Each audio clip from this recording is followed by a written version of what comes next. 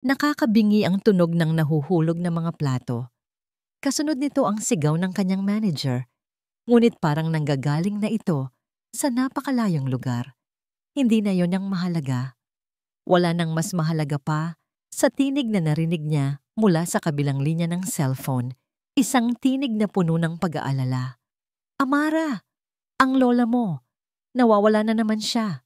Iyon lang ang mga salitang kailangan ni Amara para talikuran ng lahat, ang kanyang trabaho, ang kanyang sahod, ang kanyang buong mundo. Sorry po, sir. Emergency lang po. Sigaw niya habang tumatakbo palabas ng restaurant. Hindi na nilingon pa ang nagkalat na bubog sa sahig. Naramdaman niya ang malamig na pawis sa kanyang noo at ang panginginig ng kanyang mga kamay. Lola, nasaan ka na po? Si Lola Corazon ang kanyang mundo, ang kanyang lahat. Sa pagkawala ng kanyang mga magulang, ang lola na niya ang nag-aruga at nagpalaki sa kanya. At ngayon, unti-unti namang binabawi ng Alzheimer's ang alaala at katinuan nito. Bawat araw ay isang laban na hindi niya alam kung paano pa ipapanalo. Ang bawat sulok ng kalye ay kanyang sinuyod. Ang bawat pamilyar na mukha ay kanyang tinanong. Ngunit walang nakakita kay Lola Corazon. Dinala siya ng kanyang mga paa sa loob ng isang malaking mall sa pag-asang baka doon nagpunta ang kanyang lola para magpalamig. Ngunit ibang klaseng sigwa ang kanyang naabutan.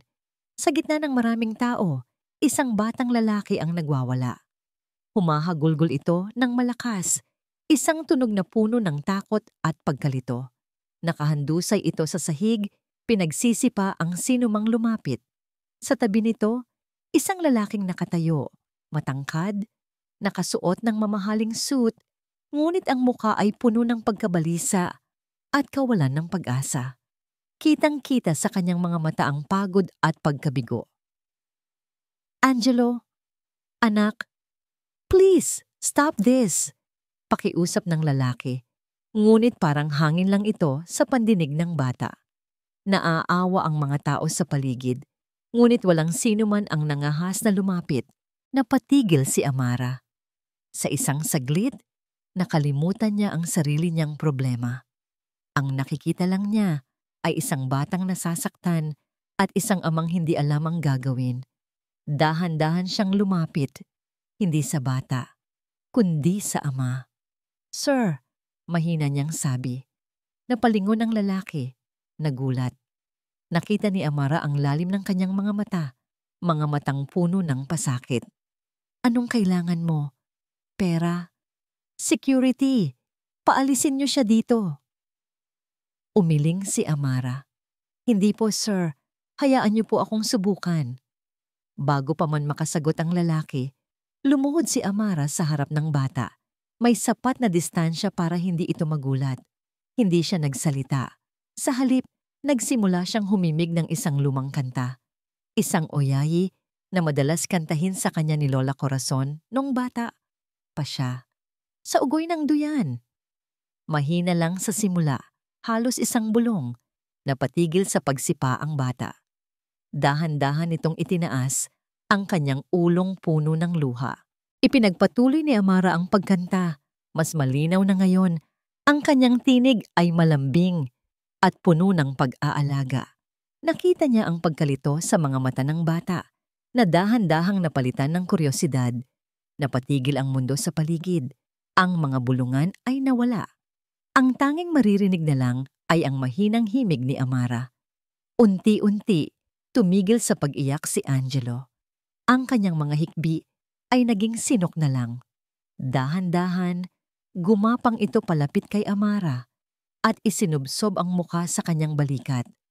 Niyakap siya ni Amara ng mahigpit habang tinatapos ang huling linya ng kanta.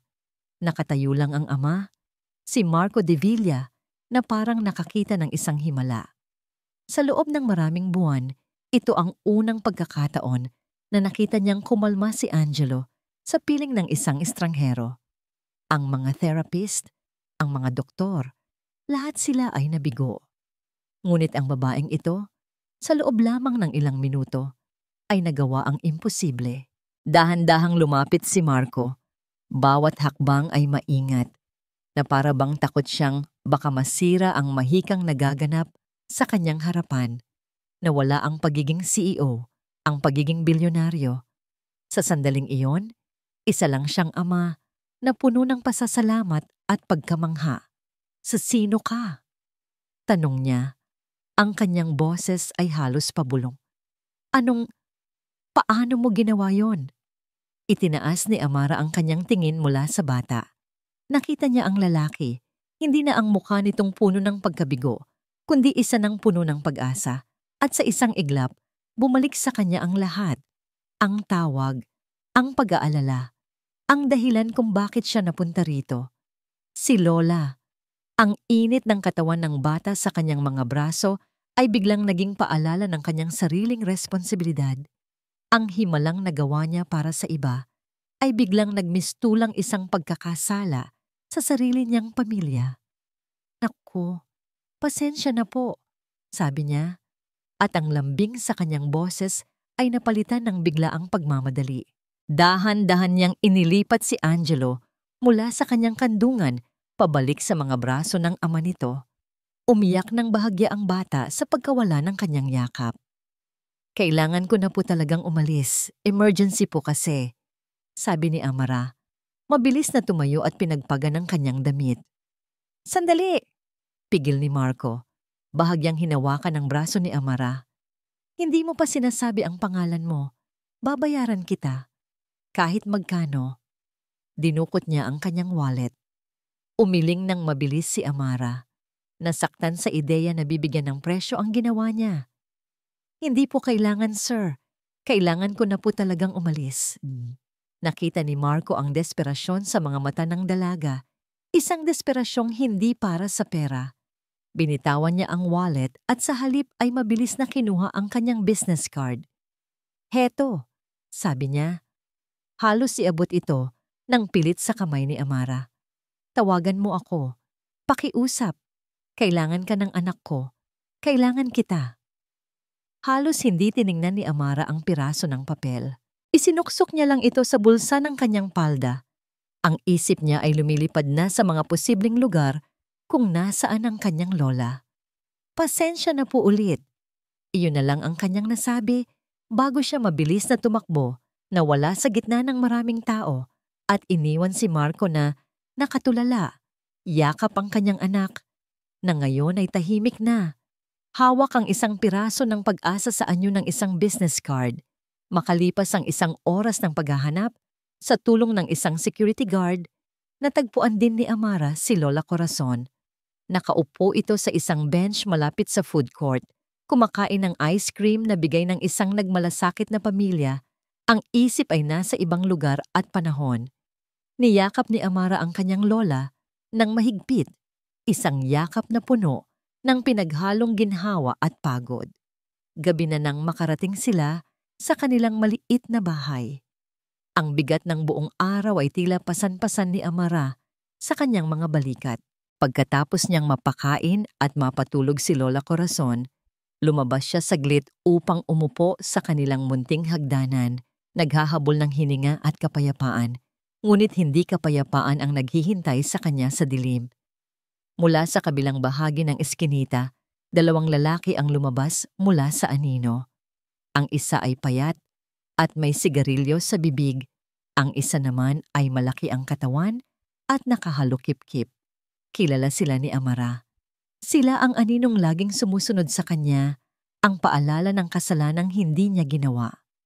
Tumigil sila sa kanyang harapan, tinatakpan ng liwanag mula sa poste. Gabi na, Amara, sabi ng payat na lalaki.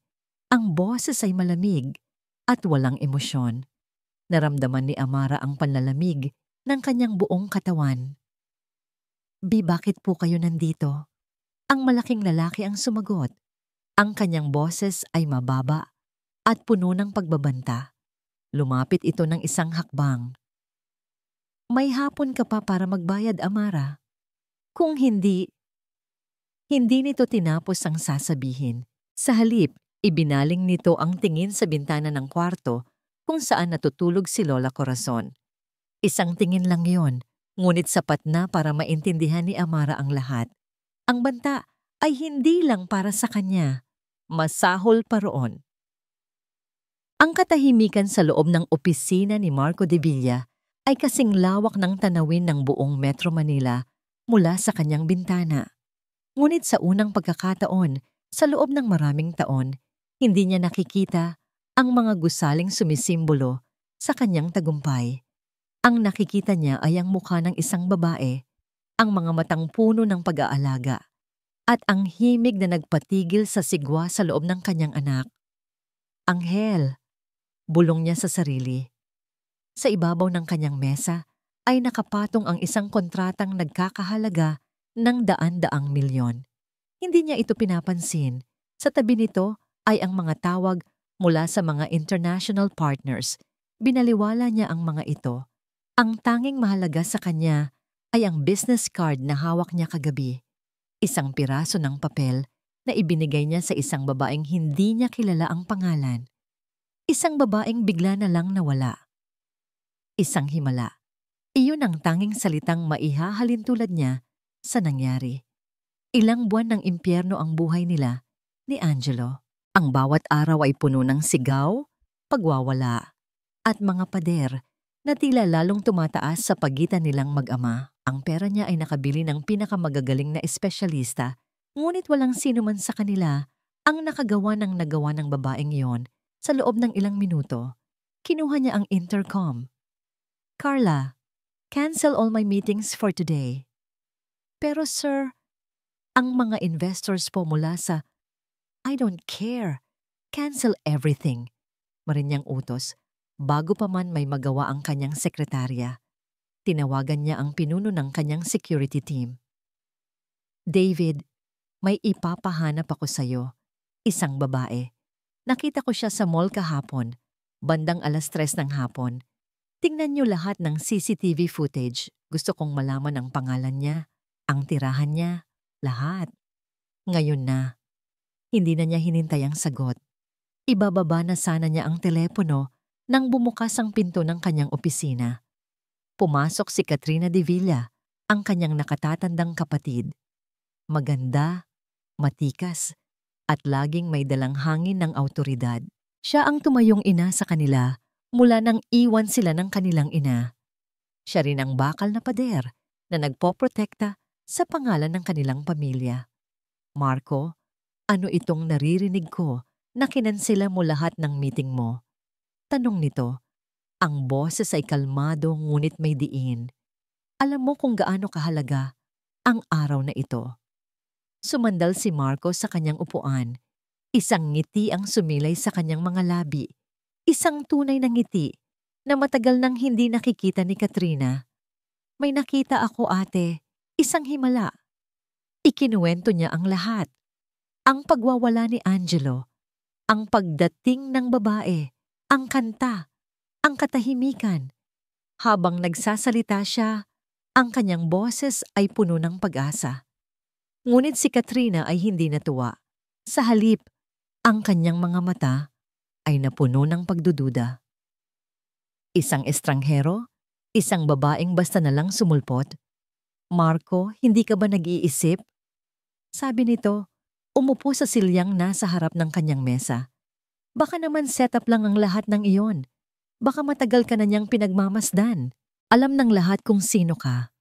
Alam ng lahat na desperado ka. Hindi, ate. Iba siya. Nakita ko sa mga mata niya. Mga mata? Tumawa si Katrina ng mapakla. Marco, ginagamit mo na naman ang puso mo, hindi ang utak mo. Masyado kang nagtitiwala. Ganyan din nagsimula ang pagbagsak ni Papa. Dahil sa isang babaeng mukhang anghel, pero demonyo pala ang nasa loob. Ang pagbanggit sa kanilang nakaraan ay parang isang suntok sa sikmura ni Marco. Ang alaala ng kanilang ina na sumama sa ibang lalaki matapos halos ubusin ang yaman ng kanilang ama ay isang sugat na hindi pa rin gumagaling, lalo na para kay Katrina. Iba ito, giit ni Marco, tumatayo at lumalapit sa bintana. At hahanapin ko siya. Hindi na nagtagal at tumawag si David. Nakuha na nila ang lahat ng impormasyon. Ang pangalan niya ay Amara Reyes, isang waitress. Ulila na sa magulang. Nakatira sa isang maliit na bahay sa Quezon City kasama ang kanyang lola na may Alzheimer's at higit sa lahat, baon sa utang. Para kay Marco, ang impormasyon ay isang kumpirmasyon ng paghihirap ng dalaga.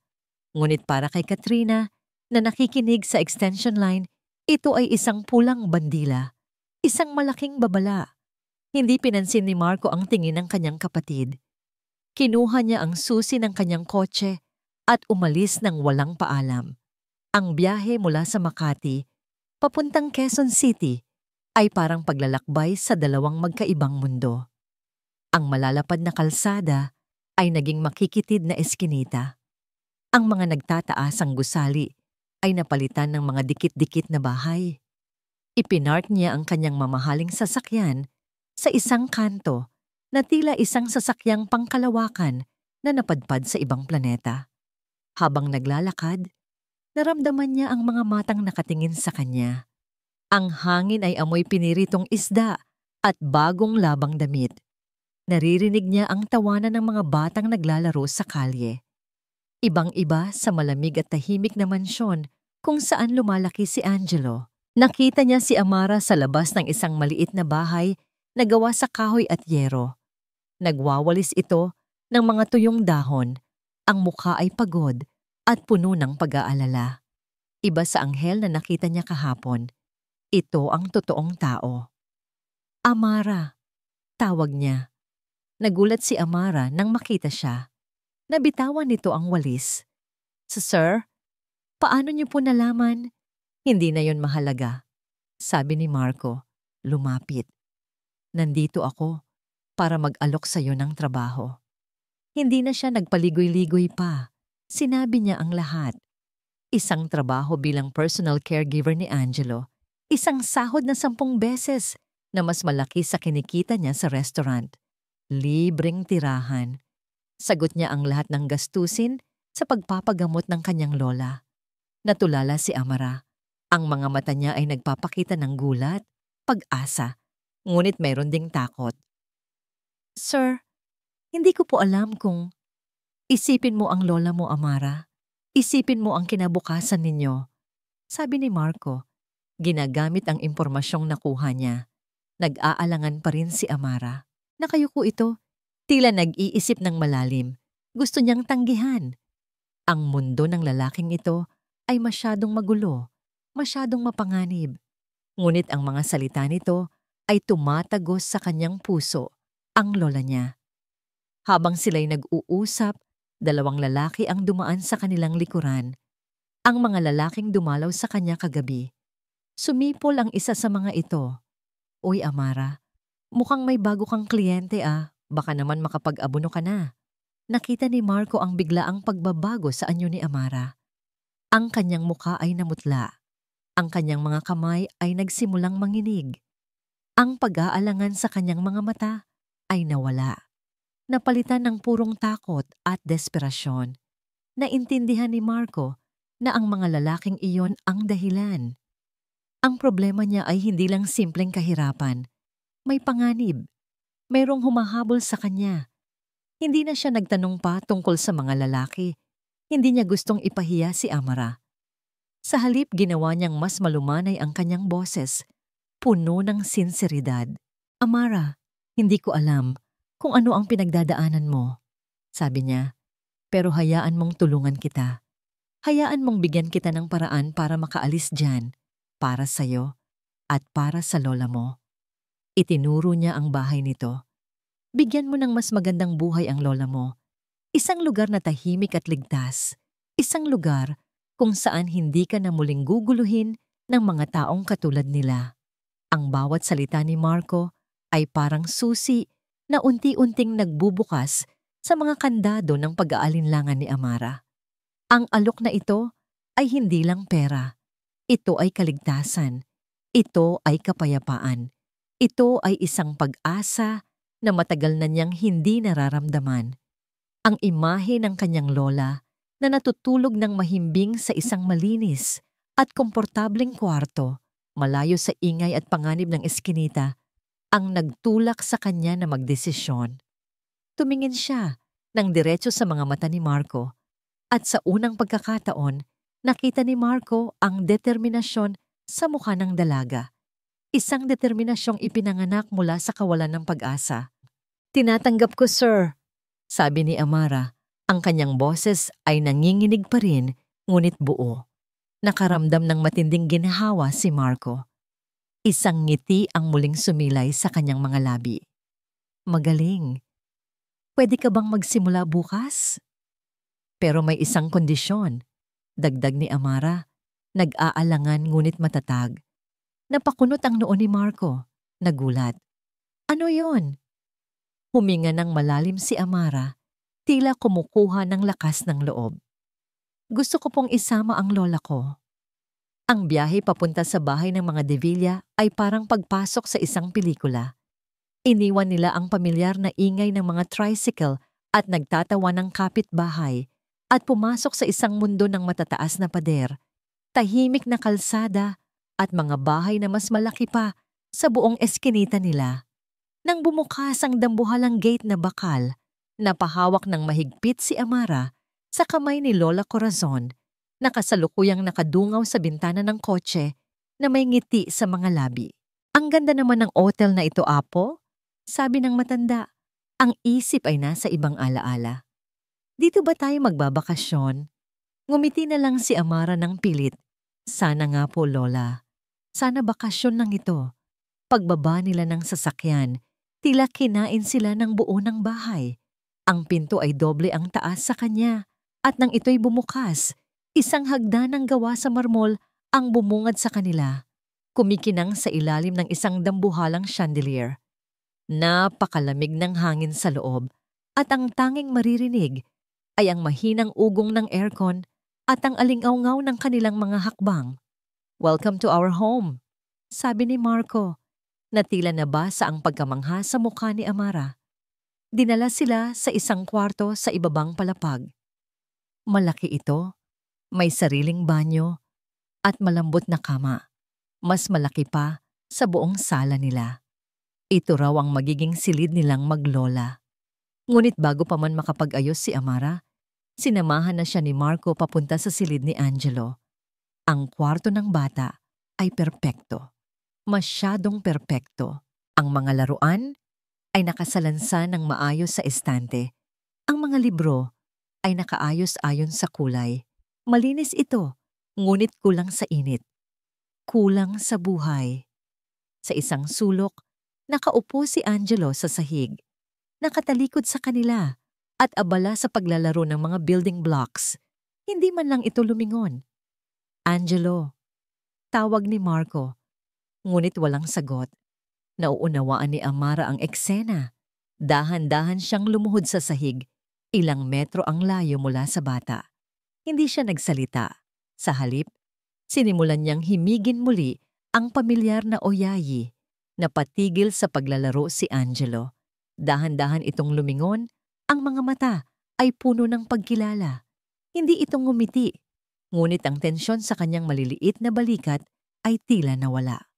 Kumuha ito ng isang pulang block at dahan-dahang gumapang palapit kay Amara. Iniabot ito sa kanya. Kinuha yon ni Amara at ngumiti. "Salamat," bulong niya. Isang ngiti ng ginhawa ang gumuhit sa mukha ni Marco. Ngunit ang sandaling iyon ay biglang naputol. "So, ikaw na pala ang bagong caregiver." Isang malamig na boses ang nanggaling sa pintuan. Nakatayo roon si Katrina De Villa, nakahalukip-kip. Ang bawat hibla ng buhok ay nasa tamang lugar. Ang kanyang damit ay simple ngunit mamahalin. Ang kanyang ngiti ay hindi umabot sa kanyang mga mata. "Ate, this is Amara," pakilala ni Marco. "Amara, my sister Katrina." Tumango lang si Amara. "Good morning po, ma'am." "Katrina is fine," sabi nito, kahit na ang tono ay nagsasabing hindi. "I just want to set some ground rules. Narito ka para kay Angelo at para lang kay Angelo. Ang lahat ng kailangan mo, sa mga katulong mo, sasabihin. Ang lahat ng tungkol kay Angelo, sa akin mo i-report. Malinaw? Opo, ma'am. Katrina, sagot ni Amara. Biglang nakaramdam ng panliliit. Ang unang araw ni Amara ay isang pagsubok. Sinubukan niyang maging hindi kapansin-pansin. Ginagawa ang lahat para kay Angelo. At tila ang bata ay unti-unti namang bumibigay. Sa unang pagkakataon, hindi na kailangan pang pilitin si Angelo na maligo. Ang tunay na pagsubok ay dumating ng oras na ng tanghalian. Nakaupo si Angelo sa kanyang high chair, ngunit ang pagkain sa kanyang plato ay hindi niya ginagalaw. Isang katulong ang sumubok na subuan siya, ngunit itinulak lang niya ang kutsara. Sumimangot si Katrina. Angelo, you need to eat. Walang epekto. Si Marco ay napabuntong hininga na lang, sanay na sa eksena. Lumapit si Amara. Pwede po bang ako na ang sumubok? Tiningnan siya ni Katrina na para bang sinabi niyang kaya niyang magpalipad ng eroplano. Ngunit tumango na rin ito, tila gustong makita siyang mabigo. Kumuha si Amara ng kutsara at umupo sa tapat ni Angelo. Hindi niya ito pinilit. Sa halip, kinuha niya ang isang piraso ng broccoli. Wow, Angelo! Tingnan mo, isang maliit na puno, sabi niya sa masiglang boses. Sino kaya ang higanting kakain sa puno? Tumingin sa kanya si Angelo, nagtataka. Ginaya ni Amara ang tunog ng isang eroplano, habang dahan-dahang inilalapit ang kutsarang may kanin at manok. Neo! Papalapag na ang eroplano sa airport.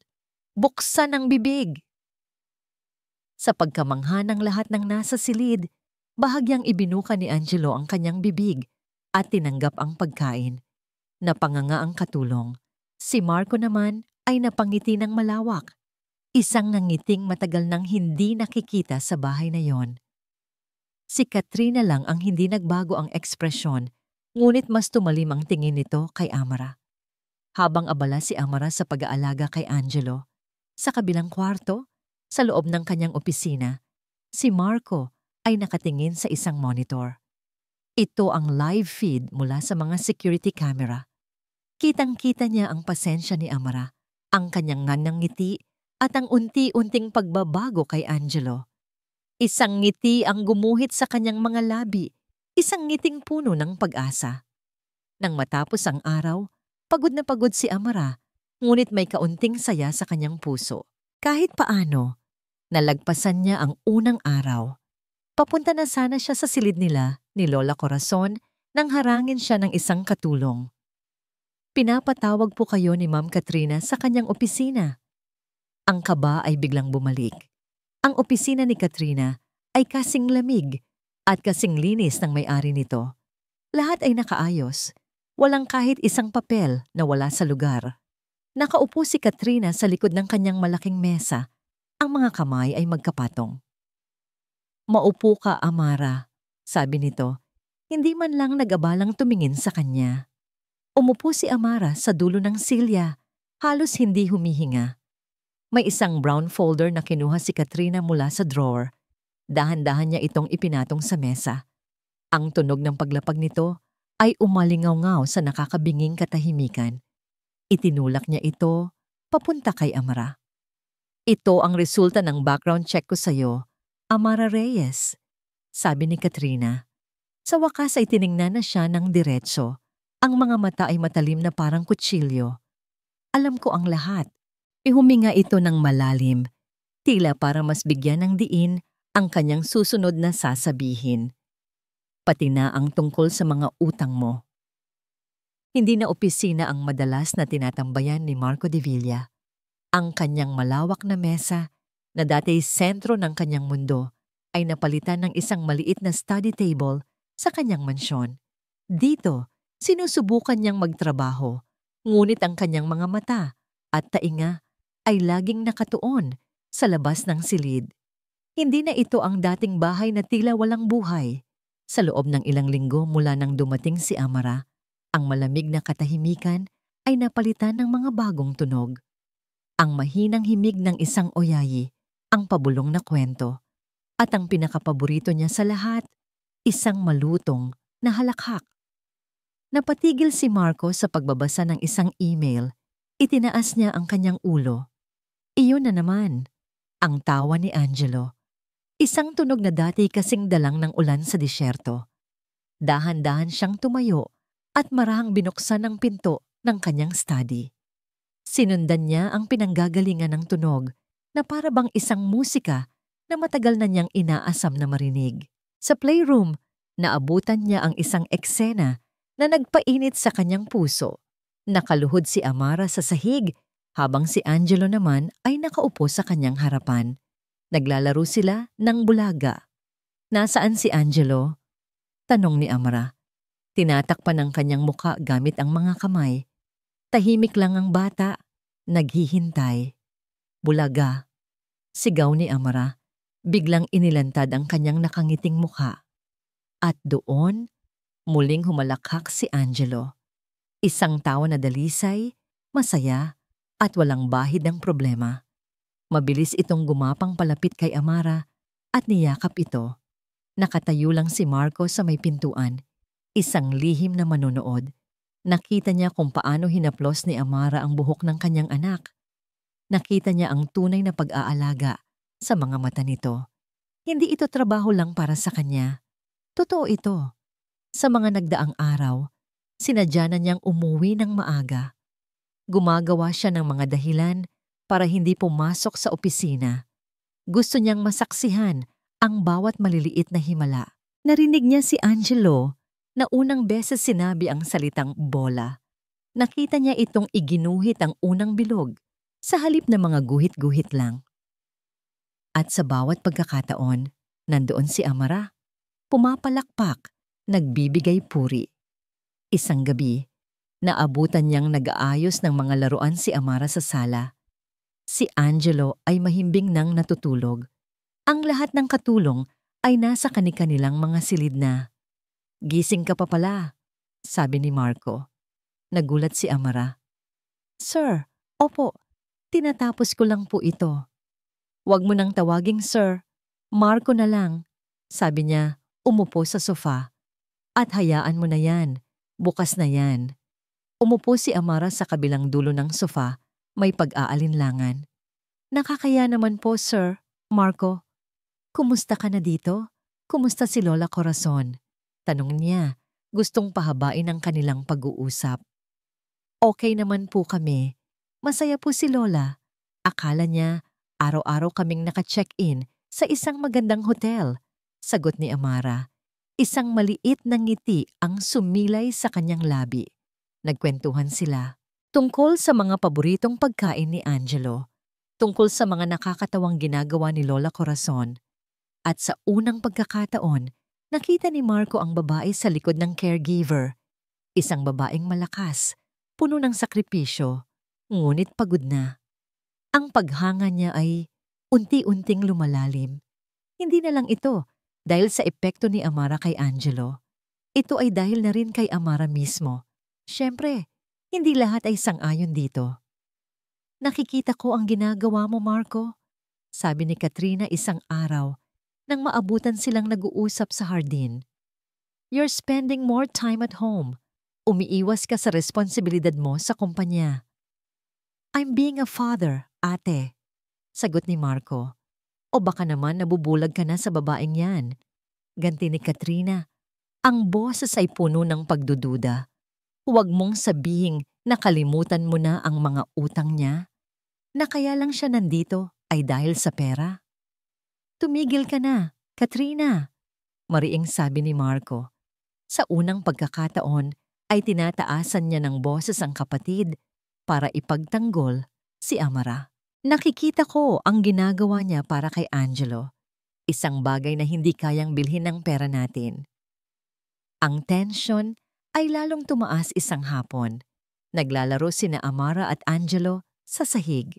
Gumagawa sila ng isang tore gamit ang mga blocks. Si Marco ay nagbabasa ng libro sa malapit, kunwari abala. Ngunit sa totoo lang, ay pinapanood sila. "Isa pa," sabi ni Amara. Inaabot ang isang block kay Angelo.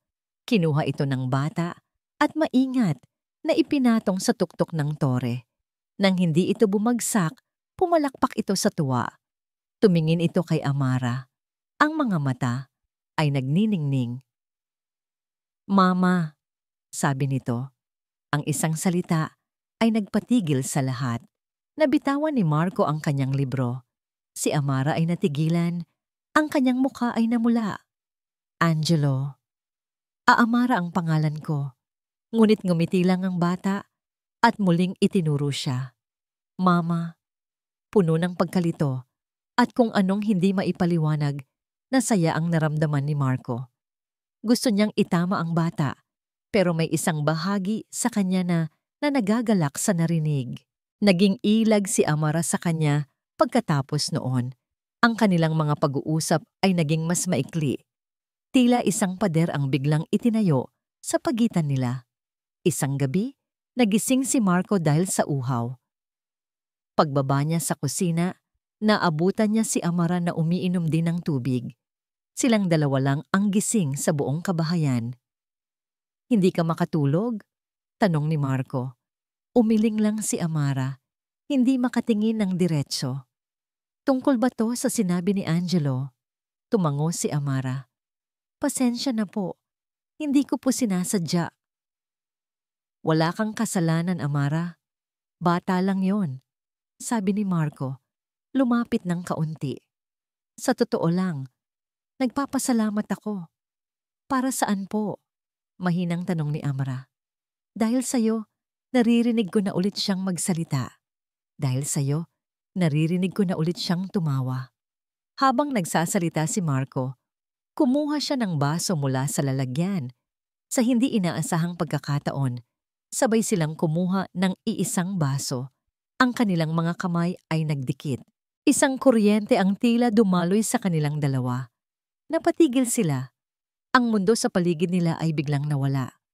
Ang tanging naroon ay ang init ng kanilang mga kamay at ang tunog ng kanilang mga paghinga. Dahan-dahang itinaas ni Amara ang kanyang tingin. Nagtama ang kanilang mga mata. Sa mga sandaling iyon, walang amo at caregiver, walang mayaman at mahirap. Tanging isang lalaki at isang babae na parehong nakakaramdam ng isang bagay na hindi maipaliwanag. Unti-unting inilapit ni Marco ang kanyang mukha. "Anong ibig sabihin nito?" Isang malakas na sigaw ang bumasag sa katahimikan. Bigla nilang binawi ang kanilang mga kamay na parabang napaso. Sa may pintuan ng kusina, nakatayo si Katrina. Ang mukha nito ay hindi maipinta at ang mga mata ay nanlilisik sa galit. Ang umaga pagkatapos ng insidente sa kusina ay nagdala ng bagong uri ng lamig sa mansyon ng mga De Villa. Mas malamig pa ito sa hanging ibinubuga ng aircon, isang lamig na gumagapang sa balat, isang lamig na nagmumula sa mga titig at mga bulungan. Naramdaman ito ni Amara mula sa mga katulong na biglang tumatahimik kapag siya'y dumarating. Naramdaman niya ito sa paraan ng pag-iwas ni Marco sa kanyang mga mata. Ang dating mainit na pagtingin ay napalitan ng formal at malayong pakikitungo. At higit sa lahat, naramdaman niya ito sa bawat ngiti ni Katrina. Isang ngiting matamis, ngunit parang may nakatagong patalim. Ang paraiso ay bigla na lang nagkaroon ng mga lawat. Ginawa ni Amara ang lahat para maging halos hindi kapansin-pansin. Ang playroom ang naging kanyang kanlungan, ang tanging lugar sa malawak na bahay na yon kung saan malaya siyang nakakahinga. Kasama ang nag-iisang taong hindi humuhusga sa kanya, si Angelo. Ngunit si Katrina ay tila isang mangangasong matiyagang naghihintay ng tamang pagkakataon para isagawa ang kanyang plano. Isang hapon, habang abala si Amara sa pagguhit kasama si Angelo, pumasok si Katrina sa playroom. Ang kanyang presensya ay agad nagpabigat sa magaan na atmosphere ng silid. "Amara, iha," malamig nitong sabi na siyang lalong nagpakaba kay Amara. "Pwede bang humingi ng pabor? May importanteng dokumento kasing kailangan si Marco para sa board meeting niya. Nasa opisina niya, sa ibabaw mismo ng mesa. Pwede mo bang kunin para sa akin? Kailangan ko kasing umalis ngayon na." Napatigil si Amara. Ang opisina ni Marco. Iyon ang santuwaryo ng lalaki. ang puso ng kanyang imperyo sa loob ng bahay. Ang pagpasok doon ay parang pagtawid sa isang ipinagbabawal na linya, lalo na ngayong malamig ang pakikitungo nito sa kanya. Pero Ma'am Katrina, baka po magalit si Sir Marco. Ano ka ba? Ako naman ang nag-utos sa'yo. At saka, para naman sa kapatid ko yan. Sige na please. Giit ni Katrina. Ang kanyang boses ay tila nagmamakaawa. Ngunit ang mga mata ay matalim at nanguutos. Walang nagawa si Amara kundi tumango. Sa isang bahay na hindi kanya, sa isang posisyong utang na loob niya, wala siyang karapatang tumanggi. Maingat niyang tinungo ang pasilyo, papunta sa opisina. Bawat hakbang niya ay tila may bigat. Pagbukas niya ng pinto, amoy ng mamahaling libro at kape ang sumalubong sa kanya. Sa ibabaw ng malaking mesa, nakita niya agad ang isang asul na folder. Ngunit bago niya pa ito makuha, isang bagay ang pumukaw sa kanyang pansin. Isang picture frame.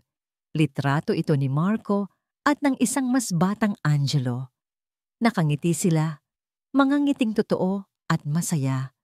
Sa likod nila ay isang magandang babae, ang kanyang asawa. Hindi mapigilan ni Amara na damhin ang lungkot sa eksena. Anong ginagawa mo dito? Isang boses ang bumasag sa kanyang pag-iisip. Halos mabitawan niya ang folder. Nakatayo sa pintuan si Marco. Ang mukha ay seryoso. Ang mga mata ay puno ng pagtataka na may halong pagkadismaya. Nakita niya si Amara hindi lang sa loob ng kanyang opisina, kundi malapit pa sa pinakapersonal niyang gamit. Sir Marco, pipinakuha lang po ni Ma'am Katrina itong folder. Nanginginig na paliwanag ni Amara. Kumunot ang noo ni Marco. Tila may inuugnay sa kanyang isipan. Ang pagdududa ay malinaw na gumuhit sa kanyang mukha. Si ate? Bakit ikaw ang inutusan niya? Nagmamadali po kasi siya. Huminga ng malalim si Marco. Ang tingin niya ay tila tumatagos kay Amara. Okay? Akin na. At sa susunod, Amara, huwag kang papasok dito nang wala ang pahintulot ko. Ang bawat salita, kahit hindi pa sigaw, ay parang isang sampal. Ang manipis na sinulid ng tiwala na nagsisimula ng mabuo sa pagitan nila ay bigla na lang naputol. Tumango na lang siya, iniabot ang folder at mabilis na lumabas, dala ang isang pusong puno ng kahihihiyan at sakit. Ang kirot ay hindi pa nawawala nang isa na namang anino mula sa kanyang nakaraan ang nagparamdam. Habang pinapatulog niya si Angelo, nag-vibrate ang kanyang cellphone, isang numerong hindi rehistrado. Dahan-dahan siyang lumabas ng kwarto at sinagot ito sa pasilyo. Hello? Amara? Amara, kamusta na ang buhay mayaman? Isang pamilyar na boses, magaspang at puno ng panunuya. Ang boses na nagbibigay sa kanya ng mga bangungot. Naramdaman niya ang panlalamig ng kanyang mga kamay. Anong kailangan niyo? Sinabi ko nang, wala kaming pakialam sa sinabi mo. Putol nito. Ang pakialam namin ay ang pera namin. Lumilipas ang mga araw, Amara. At tumataas ang interes. Baka gusto mong dalawin namin ulit ang lola mo para ipaalala sa'yo. Huwag! Pakiusap, huwag ninyong gagawin yon. Halos pabulong na sigaw ni Amara. Ang kanyang boses ay puno ng takot.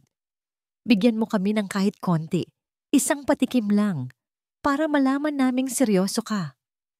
At ibinaba na nito ang tawag. Napasandal si Amara sa pader, nanginginig. Kailangan niya ng pera. Ngayon na, kinabukasan, nilakasan niya ang kanyang loob. Hinintay niyang mag-isa na lang si Marco sa study nito at marahan siyang kumatok. Sir Marco, panimula niya. Nahihiya po ako, pero pwede po bang humingi ng pabor? Kung okay lang po sana, baka pwede akong kumuha ng advance sa sahod ko. Kahit po konti lang, may bigla lang po kasing emergency.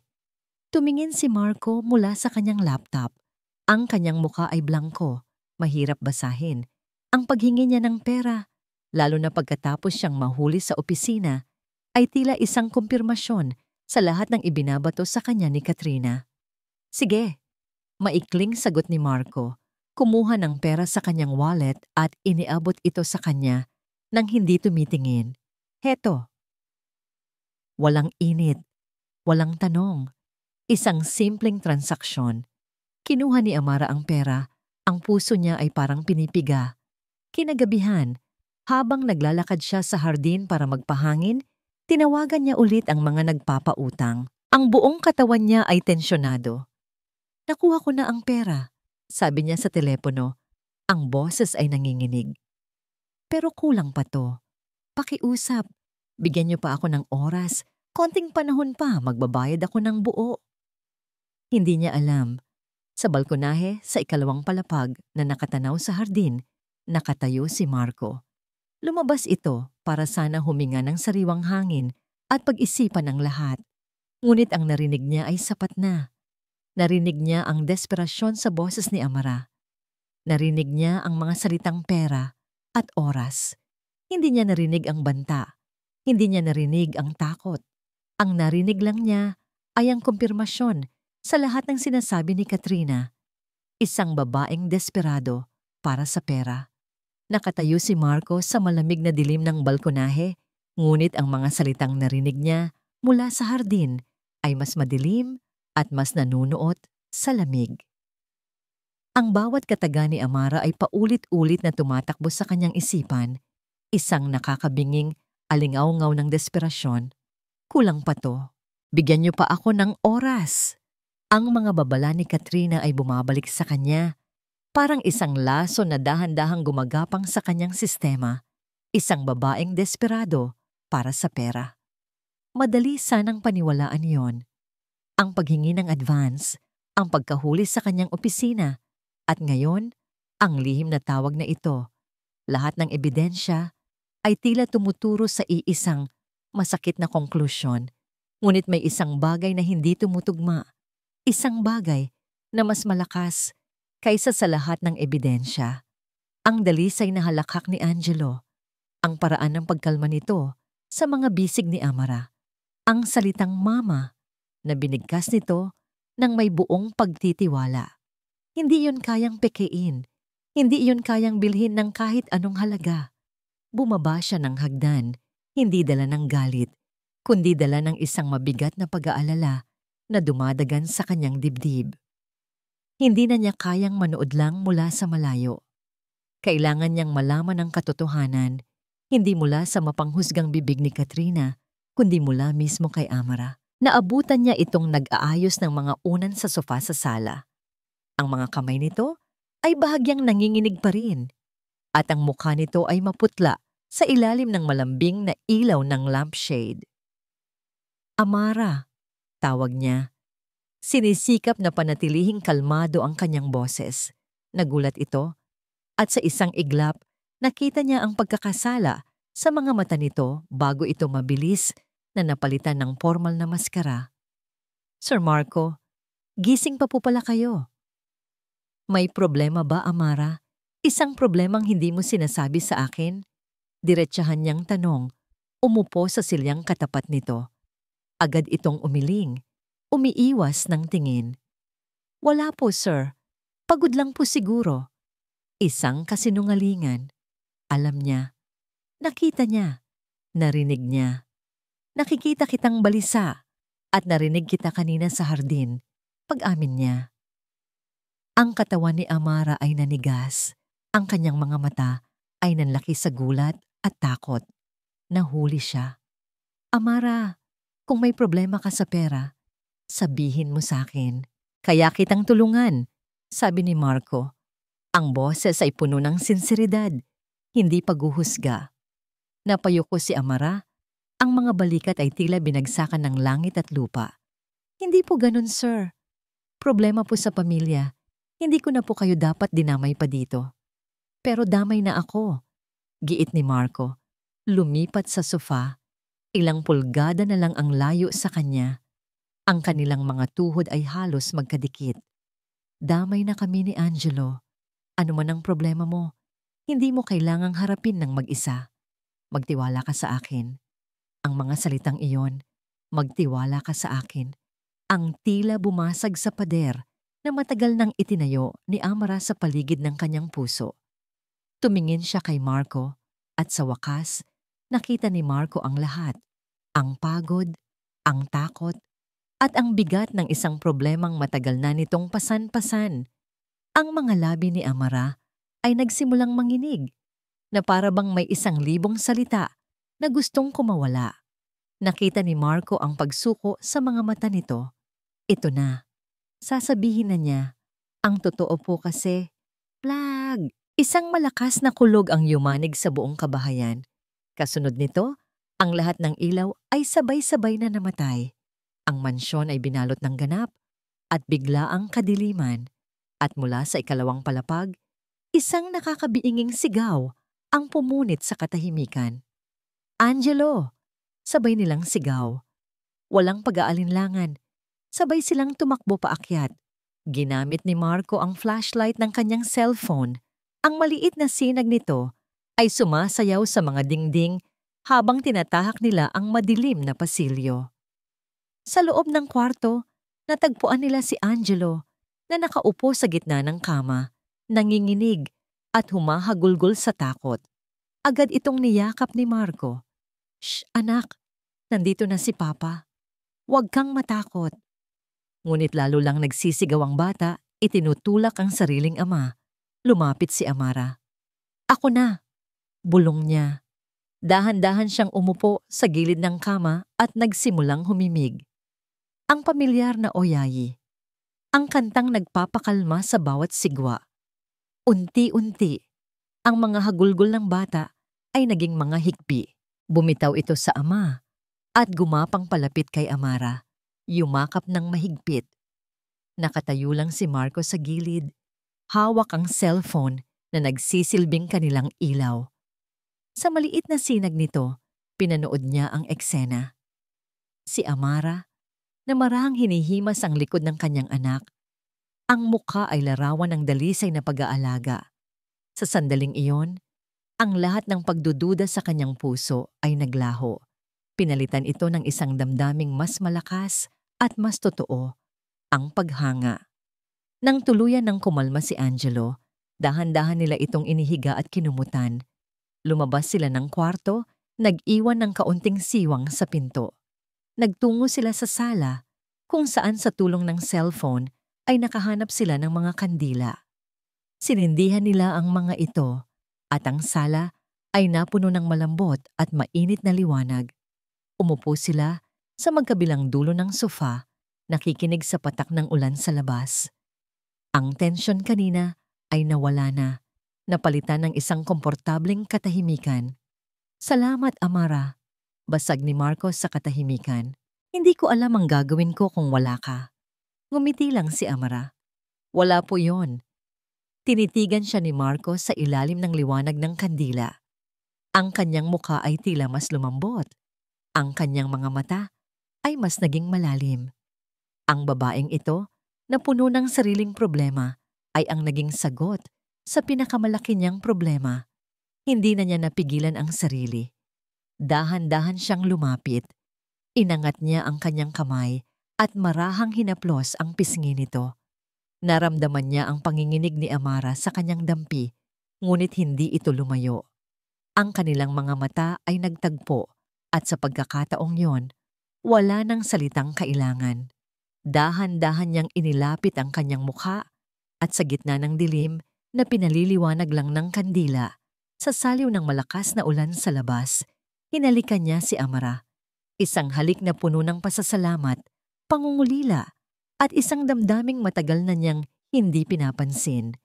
Tumugon si Amara sa kanyang halik, isang pag-amin sa sarili nitong nararamdaman. Nang maghiwalay ang kanilang mga labi, pareho silang naghahabol ng hininga. Isang ngiti ang sumilay sa labi ni Amara, isang ngiting totoo at masaya. Ngunit habang nakatingin siya sa ibabaw ng balikat ni Marco, patungo sa malaking bintanang salamin ng sala, ang nangiti sa kanyang mga labi ay biglang naglaho, napalitan ng purong takot. Nanlaki ang kanyang mga mata. Bakit? Nag-aalalang tanong ni Marco. Hindi siya sumagot. Sinundan ni Marco ang kanyang tingin. Kasabay ng isang malakas na pagkidlat na nagliwanag sa buong hardin, nakita nila ito, isang lalaki.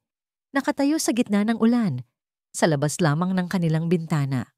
Ang payat na lalaking naningil sa kanya noon. Nakatitig ito ng diretso sa kanila. At nakangisi ito. Ang init ng halik ni Marco ay mabilis na napalitan ng nakakapanindig balahibong lamig. Isang iglap, nasa langit si Amara. Sa susunod na iglap, ang impyerno na mismo ang sumisilip sa kanya mula sa bintana. Sino yon? Tanong ni Marco. Ang boses ay alerto, handang protektahan siya. Ngunit ang proteksyon na yon ang pinakatatakutan ni Amara. Ang madamay si Marco, ang madamay si Angelo. Iyon ang tunay na bangungot. Wala. Mabilis niyang sagot. Itinutulak palayo si Marco at mabilis na tumayo. Ang kanyang boses ay nanginginig sa takot. Wala yon. Guni-guni ko lang siguro. Ang dilim kasi. Pagod lang ako. Isang kasinungalingan. Isang kahina-hinalang kasinungalingan. At alam niya yon. Pero yun lang ang kaya niyang ibigay. Amara, kitang-kita ko. Sir, pagod na po talaga ako. Pasensya na po. Putol niya. Hindi na makatingin sa mga mata nito. Bawat segundo na manatili siya roon ay panganib. Mabilis siyang tumalikod at halos takbuhin ang pasilyo pabalik sa kanyang silid. Nilock niya ang pinto at napasandal dito. Ang kanyang puso ay dumadagundong na parang gustong kumawala sa kanyang dibdib. Ang alaala ng halik ay sariwa pa sa kanyang mga labi. Ngunit ang imahe ng nakangising lalaki sa gitna ng ulan ang nag-uumapaw sa kanyang isipan. Hindi na lang ito tungkol sa kanya. Alam na nila kung nasaan siya. At alam na nila kung sino ang mga taong mahalaga sa kanya. Ang mga sumunod na araw ay naging isang walang katapusang paghihirap. Ang cellphone na dati niyang kanlungan para makausap ang mga kaibigan ay naging isang instrumento ng torture. Bawat vibrate, bawat tunog ng text message ay nagpapatayo ng kanyang mga balahibo. Ganda ng hardin niyo, Amara. Mahangin siguro dyan. Sarap ng tulog ng alaga mo. Parang anghel. Mga mensaheng walang direktang pagbabanta. Ngunit mas malala pa roon, ipinapaalam ng mga ito na pinagmamasdan siya. Bawat galaw niya, bawat galaw ni Angelo. Ang pinakamasaklap ay nangyari isang hapon. Masaya siyang pinapanood si Angelo na naglalaro sa swing sa hardin. Ang tawa ng bata ay parang musika. Nag-vibrate ang kanyang cellphone, isang larawan. Binuksan niya ito. Litrato yon ni Angelo, nakasakay sa swing, tumatawa. Ang kuha ay malinaw. Tila kinuha mula sa labas ng mataas na pader ng mansyon, gamit ang isang zoom lens. Sa ilalim nito ay may isang caption. Ingatan mo siyang mabuti, baka may mangyaring masama. Nabitawan ni Amara ang kanyang cellphone. Nanlamig ang buo niyang katawan at tila nawalan siya ng hangin. Mabilis niyang binuhat si Angelo na nagulat sa biglaang pag-akbay sa kanya at halos takbuhin ito papasok ng bahay. Tapos na tayong maglaro, baby, sabi niya. Pilit nang ngumingiti kahit na ang kanyang mga labi ay nanginginig. Mula noon, hindi na niya pinalabas ng bahay si Angelo. Ang distansya sa pagitan nila ni Marco ay lalong lumaki. Sinusubukan nitong kausapin siya. Ngunit lagi siyang gumagawa ng dahilan. Paano niya sasabihin ang totoo? Paano niya aaminin na dahil sa kanya, ang anak nito ay nasa panganib? Ang bawat tingin ni Marco na puno ng pag-aalala ay parang isang kutsilyong lalong sumasaksak sa kanyang konsensya. Habang nasa gitna siya ng kanyang personal na impyerno, isang tawag ang nagpabagsak sa kanyang mundo. Ang ospital. Miss Reyes, sabi ng doktor sa kabilang linya, ang boses ay seryoso. Nagkaroon po ng komplikasyon si Mrs. Corazon. Ang kanyang kondisyon ay naging kritikal. Kailangan na po siyang operahan sa lalong madaling panahon. Naramdaman ni Amara ang pag-ikot ng kanyang paningin. o operahan? Gaano po kalaki ang kailangan? Sinabi ng doktor ang halaga, isang halagang kahit sa panaginip ay hindi niya kayang kitain. Isang halagang kayang bumili ng isang bahay at lupa. Pagkatapos ng tawag, natulala si Amara. Ang mga pader ng kanyang silid ay tila lumalapit. Sinisikip ang kanyang paghinga. Ang utang niya sa labas. Ang operasyon ng kanyang lola.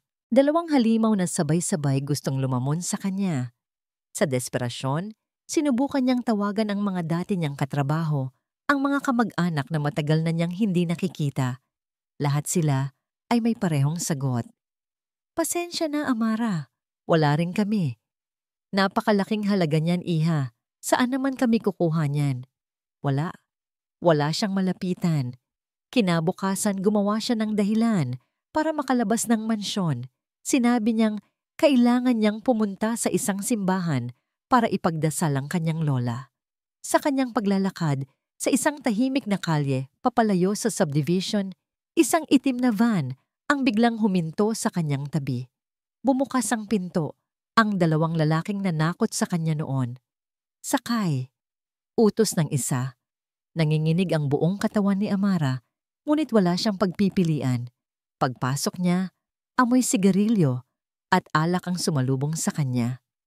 Wala nang paligoy-ligoy pa, Amara, sabi ng payat na lalaki, habang umaandar ang van, paikot-ikot lang sa lugar. Nainip na si boss. Ang pasensya namin ubos na. Pakiusap, bigyan niyo pa ako ng konting panahon.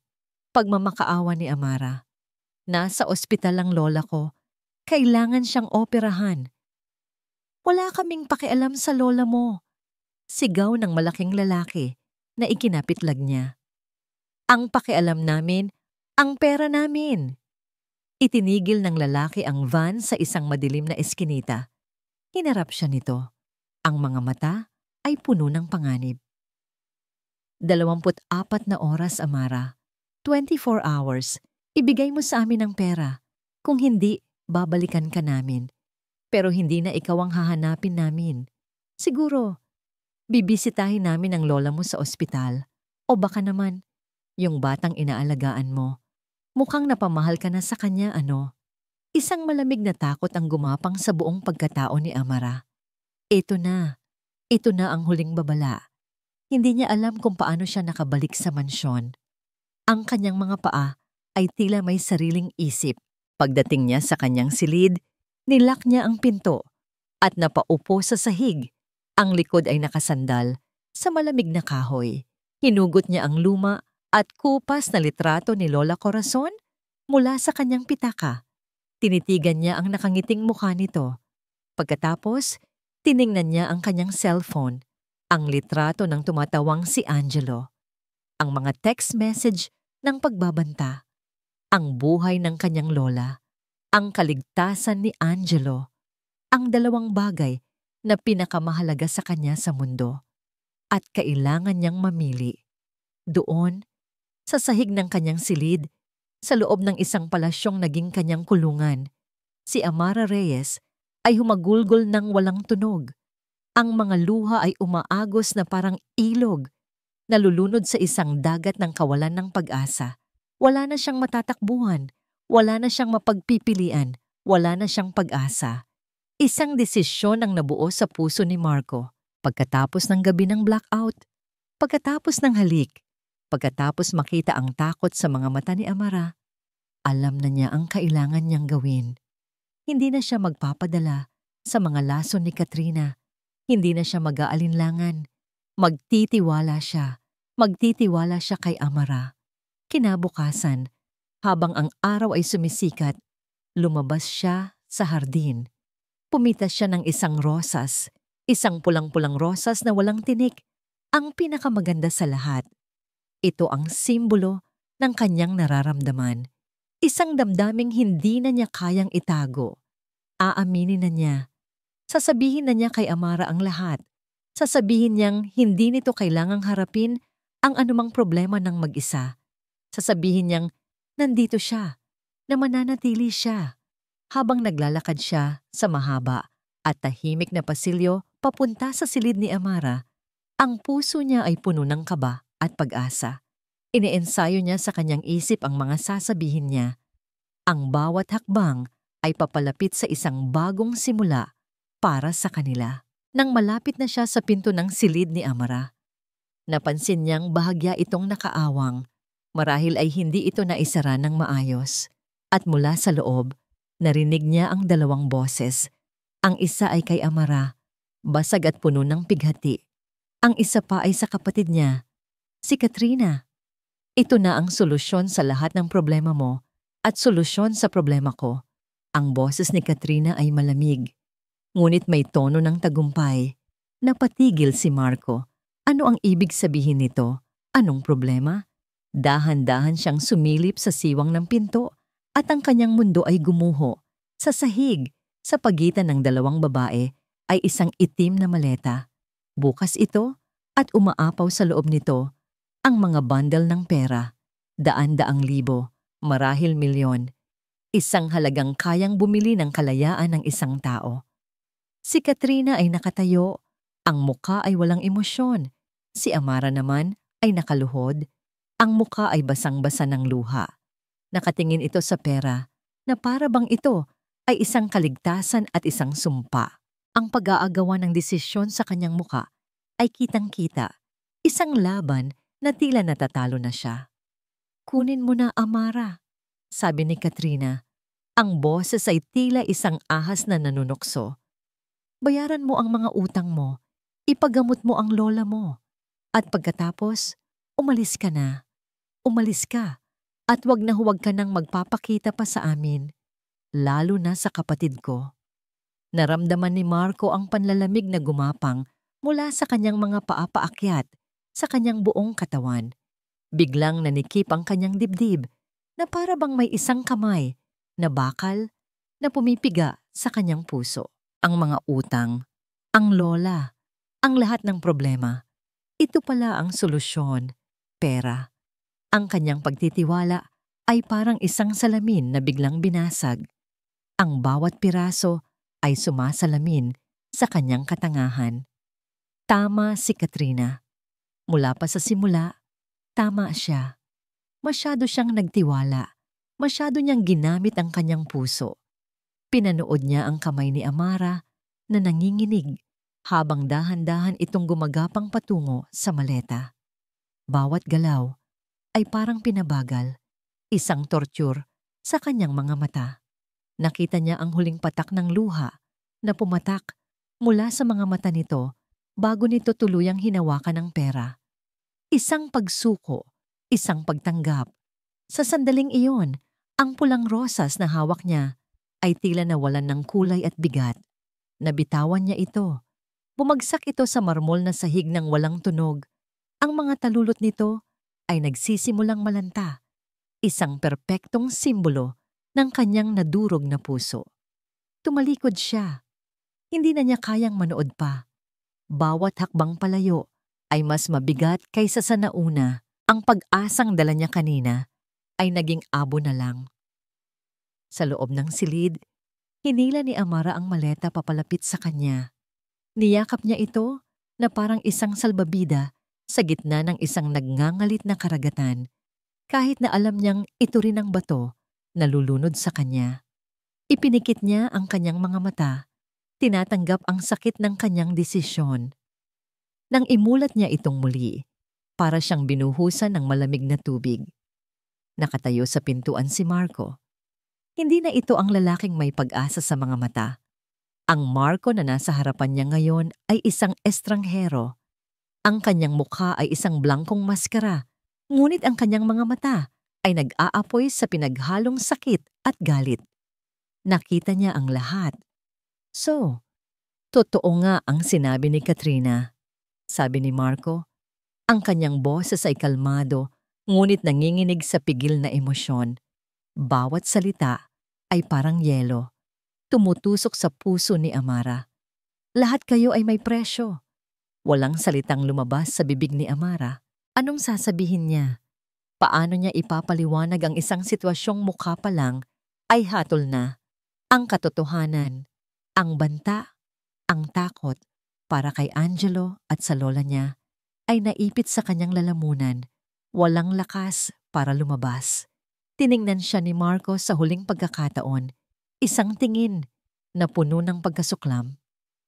Pagkatapos ay tumalikod ito at naglakad palayo. Hindi na lumingon pa. Iniwan siyang mag-isa, kasama ang presyo ng kaligtasan ng mga mahalal niya sa buhay at ang abo ng isang pag-ibig na sinunog ng isang kasinungalingang hindi niya kayang itama.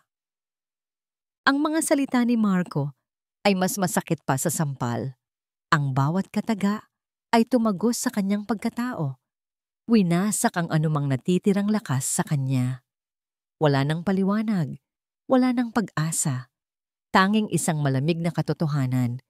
Para sa kanya, isa lang siyang babaeng may presyo. Ang mga sumunod na sandali ay malabo, na para bang nanonood siya ng isang pelikula tungkol sa ibang tao. Pumasok siya sa kanyang silid at kinuha ang kanyang mga gamit. Bawat damit na kanyang tinupi, bawat gamit na kanyang inilagay sa luma niyang bag ay isang paalam. Paalam sa isang buhay na halos naging kanya. Nakatayo sa may pintuan si Katrina, nakahalukip-kip. Ang mukha ay isang maskara ng malamig na tagumpay. Hindi ito nagsasalita, ngunit ang kanyang mga mata ay nangungusap. Sinabi ko sa'yo, natalo ka. Sa kabilang dulo ng pasilyo, nakatayo si Marco. Isang estatwang gawa sa yelo. Hindi siya gumagalaw. Hindi siya kumukurap. Nakatingin lang siya. Ang mga mata ay blangko. Ngunit sa ilalim nito ay isang nagngangalit na apoy ng pagkasuklam. Ang kanyang presensya ay isang mabigat na tanikalang humihila kay Amara, pababa sa kahihiyan. Walang sino man ang nagsalita habang siya ay naglalakad palabas ng mansyon. Hila-hila ang kanyang bag sa isang kamay at ang maleta ng pera sa kabila. Hindi na niya sinubukang silipin si Angelo. Hindi na niya kaya. Ang huling tingin niya ay sa pamilyar na hardin, ang lugar kung saan unang tumawa ang bata. Ang lugar kung saan niya unang naramdaman ang pag-asa.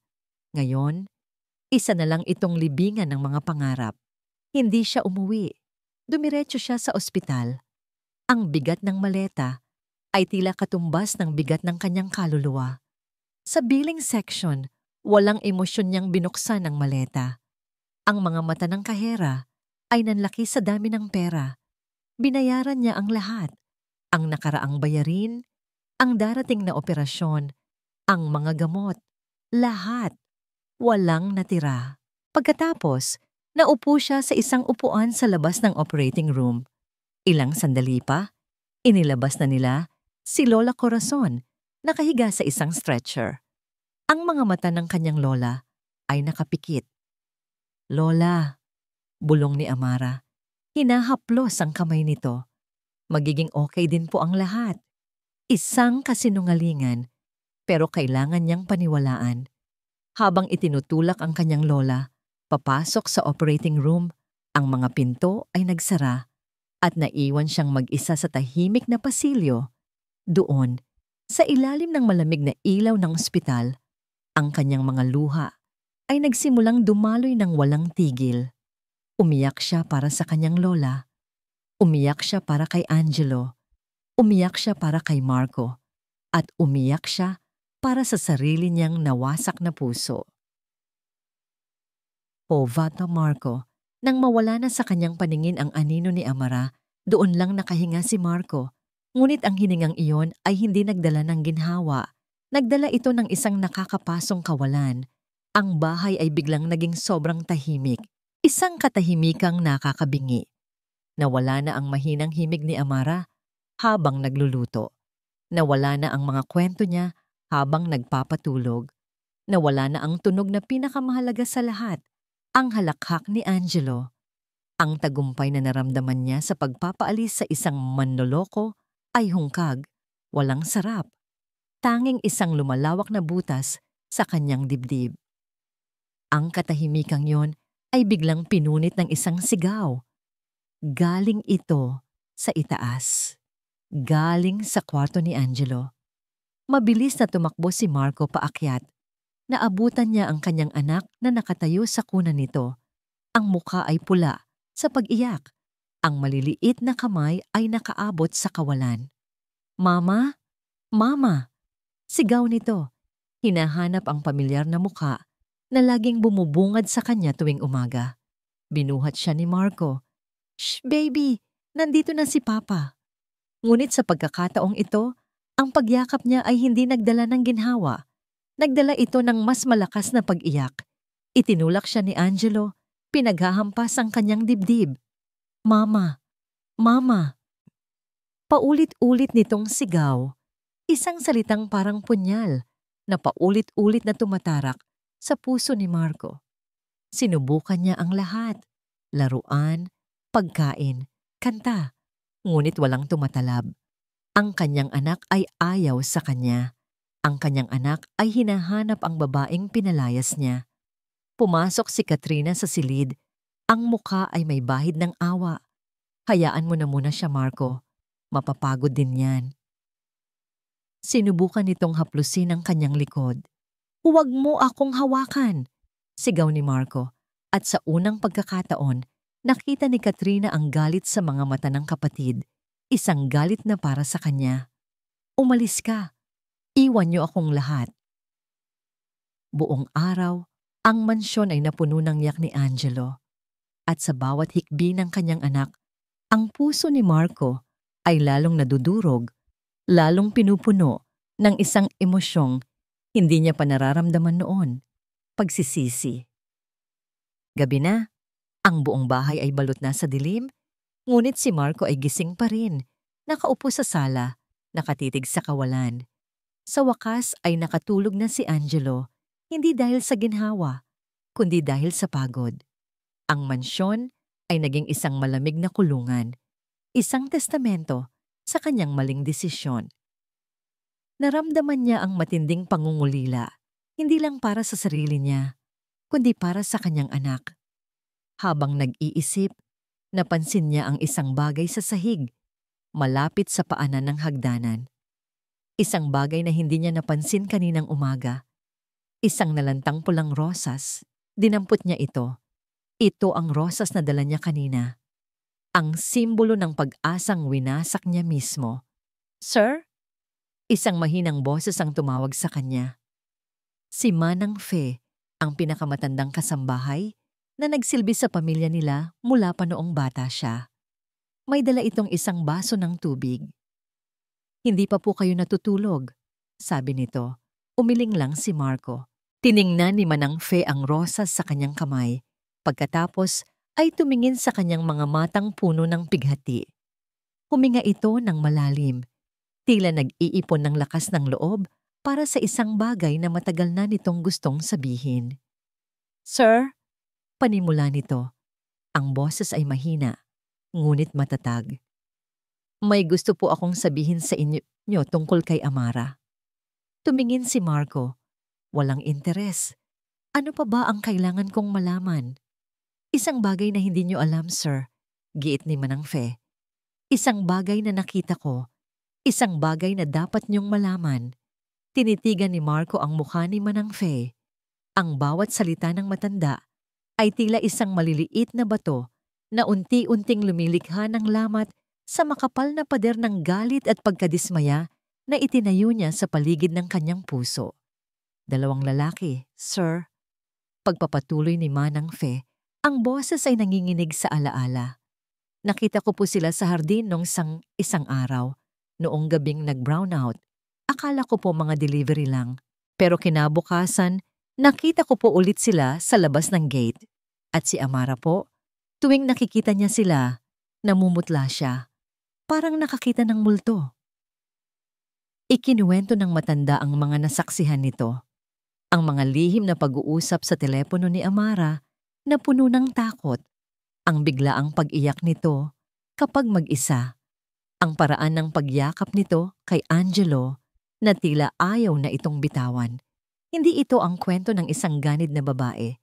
Ito ang kwento ng isang taong nakakulong sa takot. Pagkaalis ni Manang Fe, hindi na mapakali si Marco. Ang mga salita ng matanda ay umalingaw-ngaw sa kanyang isipan. paulit-ulit. Ang pagdududa ay nagsimulang gumapang sa kanya, isang malamig na kamay na kumakapa sa kanyang konsensya. Kinuha niya ang kanyang cellphone at tinawagan ang kanyang pinuno ng security. "David," sabi niya, ang boses ay matigas at apurado. "Gusto kong malaman ang lahat tungkol kay Amara Reyes. Hindi lang yung basic information. Gusto ko ng malalim na investigasyon. Ang pamilya niya, ang mga utang ng magulang niya, lahat. At gusto kong malaman kung sino ang dalawang lalaking laging sumusunod sa kanya. I want everything on my desk in 2 hours." Ang 2 oras na paghihintay ay ang pinakamahabang 2 oras sa buhay ni Marco. Nagpabalik-balik siya sa kanyang opisina na parang isang hayop sa loob ng hawla. Ang bawat eksena sa mga nagdaang linggo ay bumabalik sa kanya, ngunit ngayon may bago ng lente. Ang pakiusap ni Amara para sa oras sa hardin, ang paghingi niya ng advance, ang takot sa kanyang mga mata noong gabing nag-brownout. Hindi yun kasakiman, iyon ay desperasyon. Dumating ang email mula kay David. Bumilis ang tibok ng puso ni Marco habang binubuksan niya ang naka-attach na file. Ang kanyang mga mata ay mabilis na tumakbo sa mga linya ng text at sa bawat salitang kanyang nababasa, ang sahig sa ilalim ng kanyang mga paa ay tila unti-unting gumuho. Amara Reyes, ulila.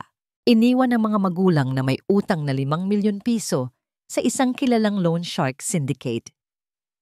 Ang sindikato, kilala sa kanilang marahas na pamamaraan ng paniningil, kabilang ang pananakot sa pamilya ng may utang. Medical records, Corazon Reyes, kritikal ang kondisyon, nangangailangan ng agarang coronary bypass surgery. Tinatayang gastos, mahigit 2 milyon piso, at ang huling piraso ng puzzle, ang pinakamasakit sa lahat. Timeline ng paniniktik. Ang mga tauhan ng sindikato ay namataang malapit sa mansyon ng De Villa sa loob ng nakaraang 2 linggo. Ang huling ulat ng pananakot ay naganap kahapon ng umaga, eksaktong 2 oras bago pumasok si Katrina De Villa sa silid ni Amara. Nabitawan ni Marco ang kanyang cellphone. Tumama ito sa sahig, ngunit hindi niya narinig ang tunog. Ang tanging naririnig niya ay ang malakas na dagundong ng kanyang puso at ang mga sigaw sa kanyang isipan. Ang lahat ay nag-ugnay-ugnay na parang isang perpektong bangungot. Hindi pinili ni Amara ang pera. Pinilit siyang mamili. Ang buhay ng kanyang lola, ang kaligtasan ni Angelo. Ipinagpalit niya ang kanyang kaligayahan, ang kanyang reputasyon, ang kanilang pag-ibig para sa kanila. At siya, hinusgahan niya ito, hinamak. Tinawag na may presyo. Ang pagsisisi ay dumaloy sa kanya na parang isang lason. Sinusunog ang bawat ugat sa kanyang katawan. At kasabay ng pagsisisi, isang nagngangalit na galit ang umakyat mula sa kanyang sikmura. Galit sa sarili at galit kay Katrina. Sumugod siya palabas ng kanyang opisina. Ang kanyang mga mata ay naghahanap ng iisang tao. Natagpuan niya ang kanyang kapatid sa sala. Kalmadong nagbabasa ng isang magazine na para bang walang nangyari. "Katrina." Ang boses niya ay sobrang kalmado na siyang lalong nakakatakot. Tumingin si Katrina, nagulat sa biglaang pagdating nito. "Marco, anong problema?" Ipinakita niya ang kanyang cellphone. Ang report ay nakabukas pa rin. Ito ang problema. Nang makita ni Katrina ang nasa screen, bahagya itong namutla, ngunit mabilis ding bumalik ang kanyang kompostura. "Ginawa ko lang ang kailangan kong gawin para protektahan ang pamilyang ito," mariin niyang sabi. "Protektahan?" Sumigaw si Marco. Ang kalmadong maskara ay biglang nabasag. "Sinira mo siya, Katrina. Sinira mo ang isang inosenteng tao. Alam mo ba kung ano ang pinagdaanan niya? Alam mo ba na ang bawat araw niya dito ay isang impyerno dahil sa takot na baka may mangyari sa lola niya o sa anak ko? Hindi siya inosente. Lahat sila pare-pareho lang. Hindi! Sigaw ni Marco. Ang kanyang boses ay basag na sa sakit at galit. Lumapit siya. Ang kanyang mga mata ay nanlilisik. Iba siya. At sinira mo hindi lang ang buhay niya. Sinira mo ang pagkakataon kong lumigaya. Ang nag-iisang pagkakataon na naramdaman kong buo ulit ako. Natigilan si Katrina. Sa unang pagkakataon, nakita niya ang lalim ng sakit na idinulot niya, hindi lang kay Amara, kundi sa sarili niyang kapatid. Ngunit hindi na hinintay ni Marco ang kanyang sagot. Mabilis siyang tumalikod. Kinuha ang susi ng kanyang kotse. Saan ka pupunta? Takot na tanong ni Katrina. Hahanapin ko siya, sabi ni Marco, hindi lumilingon. At ipagdadasal kong sana hindi pa huli ang lahat. Sumakay siya sa kanyang kotse at pinaharurot ito palabas ng gate. Iniwan ang isang mansyon na puno ng kasinungalingan at isang kapatid na nalulunod sa bigat ng kanyang kasalanan. Habang nagmamaneho na parang baliw sa gitna ng trapiko, tinawagan niya ang kanyang assistant. Carla, hanapin mo sa lahat ng ospital sa Metro Manila. Isang pasyenteng nagngangalang Corazon Reyes. Bilisan mo. Ang bawat segundong lumilipas ay parang isang karayom sa kanyang puso. Bawat pulang ilaw sa trapiko ay isang torture. Pagkatapos ng ilang minuto na parang isang walang hanggan, tumawag pabalik si Carla. Sir, natagpuan ko na po. Naka-admit siya sa St. Luke's. Kasalukuyan po siyang inooperahan. Itinapon ni Marco ang cellphone sa upuan sa tabi niya at mas binilisan pa ang pagpapatakbo. Pagdating niya sa ospital, halos takbuhin niya ang mga pasilyo. Ang amoy ng antiseptic ay sumasakal sa kanya. Tinanong niya ang nurse's station at itinuro siya sa waiting area sa labas ng operating rooms. At doon, sa dulo ng mahabang pasilyo, nakita niya siya. Nakaupo si Amara sa isang upuang plastic. Mag-isa. Nakayuko ito, ang kanyang mga balikat ay nakakrus na para bang pasan niya ang buong mundo. Mukha siyang maliit, pagod at wasak. Dahan-dahan siyang lumapit. Bawat hakbang ay mabigat, puno ng pagsisisi. Nang ilang talampakan na lang ang layo niya, tumigil siya. Amara? Ang kanyang boses ay halos pabulong, basag sa emosyon. Dahan-dahang itinaas ni Amara ang kanyang ulo. Ang kanyang mga mata ay namumugto at pula. Ngunit hindi iyon ang sumugat sa puso ni Marco. Ang sumugat sa kanya ay ang kawalan. Ang mga mata nito ay walang buhay, walang emosyon. Tumingin ito sa kanya na parabang tumitingin sa isang estranghero. Isang tingin na puno ng sakit at kawalan ng pag-asa. Ang katahimikan sa pagitan nila ay mas mabigat kaysa sa bigat ng buong ospital. Ang blangkong tingin ni Amara ay isang pader na mas matibay pa kaysa sa salamin. Para kay Marco, mas madali pang harapin ang galit kaysa sa kawalan. Dahan-dahan siyang lumuhod sa harapan ni Amara. Hindi niya inalintana ang maruming sahig o ang mga taong dumaraan. Sa sandaling iyon, ang buong mundo niya ay ang babaeng nasa harapan niya. Amara, ulit niya. Ang boses ay nanginginig. Patawarin mo ako. Isang salita. Ngunit sa likod nito ay isang karagatan ng pagsisisi. Hindi sumagot si Amara. Ang kanyang mga mata ay nanatiling nakatitig sa kawalan na parabang hindi siya narinig. Alam ko na ang lahat. Pagpapatuloy ni Marco, ang kanyang mga salita ay nag-uunahan sa paglabas. Ang tungkol sa mga utang, ang pananakot, ang operasyon ng lola mo. Alam kong lahat. Amara, pakiusap, maniwala ka sa akin. Kung nalaman ko lang sana ng mas maaga. Nalaman? Sa wakas ay nagsalita si Amara. Ang kanyang boses ay mahina, walang emosyon, na lalong nagpahirap sa puso ni Marco. Ano ang magbabago, Marco? Hinusgahan mo na ako. Hinatulan mo na ako bago mo pa man alamin ang katotohanan. Tumingin ito sa kanya sa unang pagkakataon at ang nakita ni Marco sa mga mata nito ay hindi galit, kundi isang malalim na pagod. Isang pagod sa kaluluwa. Ang tiwala, Marco, parang salamin yan. Mahina niyang sabi. Kapag nabasag na, kahit anong gawin mong pagdikit, makikita mo pa rin ang mga lamat. Tumayo siya na para bang ang presensya ni Marco ay nakakasakal. Umalis ka na. Wala ka nang dapat gawin dito. Bayad na ang lahat. Ang bawat salita ay isang suntok. Alam ni Marco na karapat-dapat siya sa bawat isa.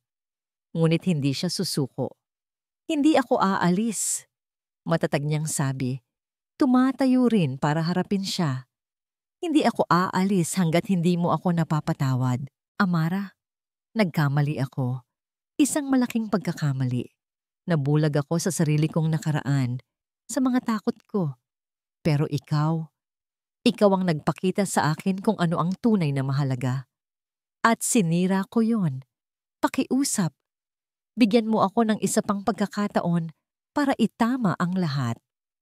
Ang mga luha ay nagsimulang mamuo sa mga mata ni Marco. Mga luhang hindi niya kailanman inakalang papatak para sa kahit na sino. Magsasalita na sana si Amara ng isang boses ng bata ang pumuno sa pasilyo. Mama! Sabay silang napalingon. Papalapit sa kanila, hawak ng isang yaya, ay si Angelo. Ang bata, nang makita si Amara, ay pilit na kumakawala sa pagkakawak ng yaya. Nang makawala ito, mabilis itong tumakbo. Isang takbong hindi pa kailanman nagawa ni Angelo noon at niyakap ng mahigpit ang mga binti ni Amara. Mama! Mama! Uwi na! Sabi nito. Ang maliit na boses ay basag sa pag-iyak. Napaluhod si Amara, hindi dahil sa gusto niya, kundi dahil ang kanyang mga tuhod ay bigla na lang bumigay. Niyakap niya si Angelo ng sobrang higpit na para bang ayaw na niya itong bitawan. Isinubsob niya ang kanyang mukha sa buhok ng bata at doon, ang pader na itinayo niya ay tuluyan ng gumuho.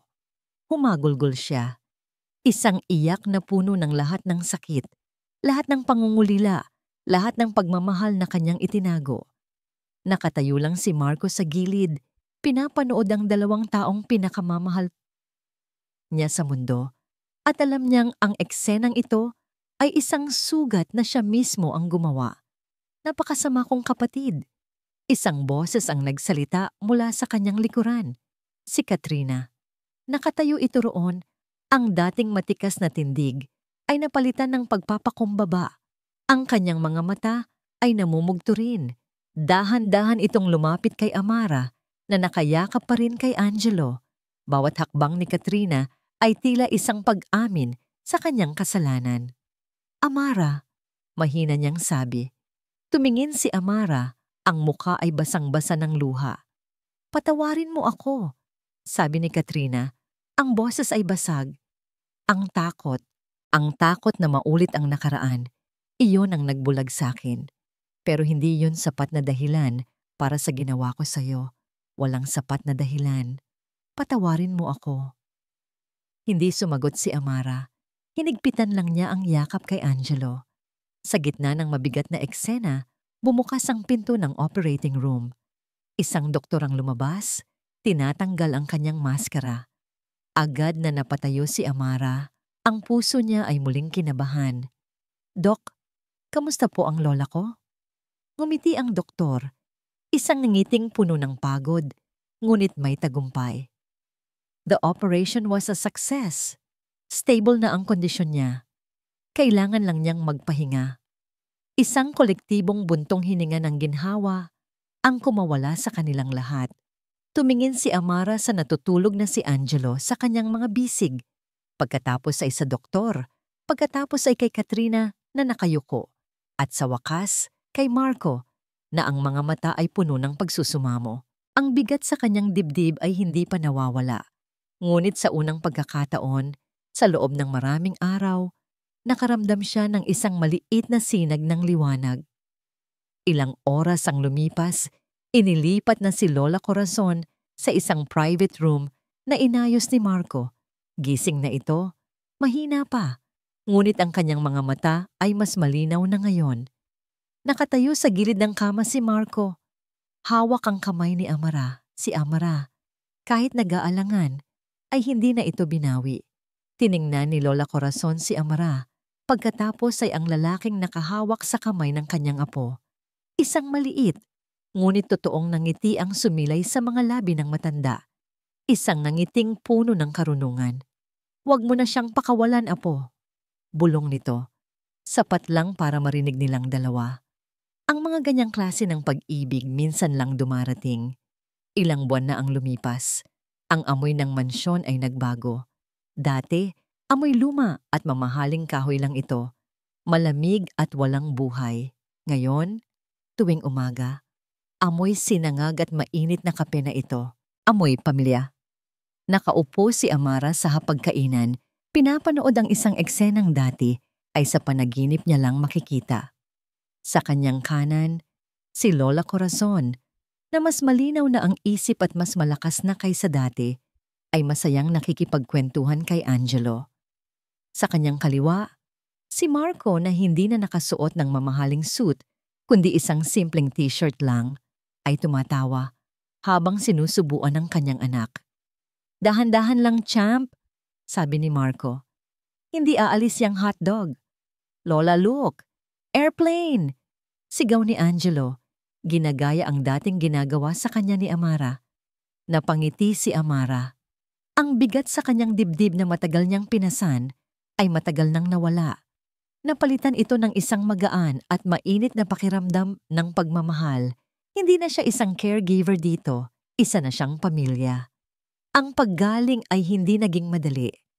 May mga araw na naaalala niya ang sakit, ang paghusga. May mga gabing binabangungot pa rin siya sa mga mukha ng mga lalaking nanakot sa kanya. Ngunit sa bawat pagkakataon, nandyan si Marco, hindi para burahin ang nakaraan, kundi para hawakan ang kanyang kamay habang hinaharap nila ang kasalukuyan. Pagkatapos ng almusal, naupo sila sa sala.